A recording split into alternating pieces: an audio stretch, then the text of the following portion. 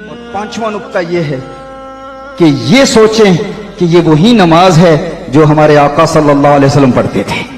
میں گنہگار، بدکار، سیاہکار، عصیاں شیار، میں کہاں اس قابل تھا کہ اللہ جل وعلا نے مجھے بھی وہی نماز دے دی جو اپنے حبیب کو عطا فرمائی تھی۔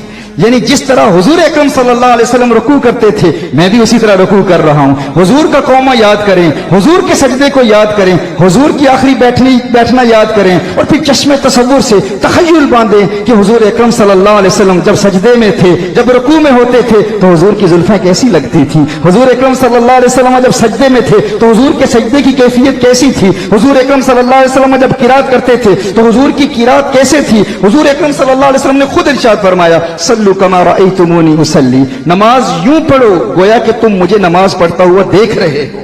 تو حضور کا تصور باندھ کے نماز پڑھیں۔ ہم حضور کی عبادت نہیں کرتے، ہم حضور اکرم صلی اللہ علیہ وسلم کی تعظیم کرتے ہیں، توقیر کرتے ہیں۔ ایک تو یہ ہے کہ ہم اللہ جل وعلا کے نام پر غور کریں، اور دوسرا یہ ہے کہ حضور اکرم صلی اللہ علیہ وسلم کا تصور باندھیں کہ میں کہاں یہ اس قابل تھا کہ مجھے بھی اللہ نے وہی نماز عطا کی جو حضور اکرم صلی اللہ علیہ وسلم کو عطا فرمائی تھی۔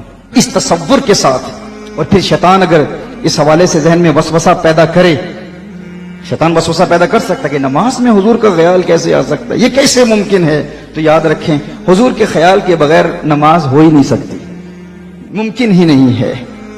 کیوں؟ کیونکہ جب آپ نماز پڑھیں گے تو غور کریں گے نا، ترجمے پر غور کریں گے نا کہ آپ اللہ کی بارگاہ میں کیا پڑھ رہے ہیں۔ جب اللہم صلی علی محمد پڑھیں گے تو حضور کا خیال آئے گا کہ نہیں آئے گا؟ بلکہ نمازی جب نماز پڑھ رہا ہوتا ہے تو اللہ جل وعلا نے نماز کی ہیئت ہی ایسے بنائی ہے کہ انسان نماز پڑھ رہا ہوتا ہے اور اسے حضور کی یاد آ رہی ہوتی ہے، اور بلکہ اسے جو دیکھ رہا ہوتا ہے اسے بھی حضور کی یاد آ رہی ہوتی ہے۔ کیسے؟ آپ نماز کو دیکھ لیں اور اس میں احمد کو دیکھ لیں۔ احمد کیسے لکھا جاتا ہے؟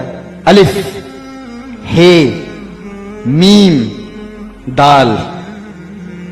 اب سننے میں کیا عرض کر رہا ہوں؟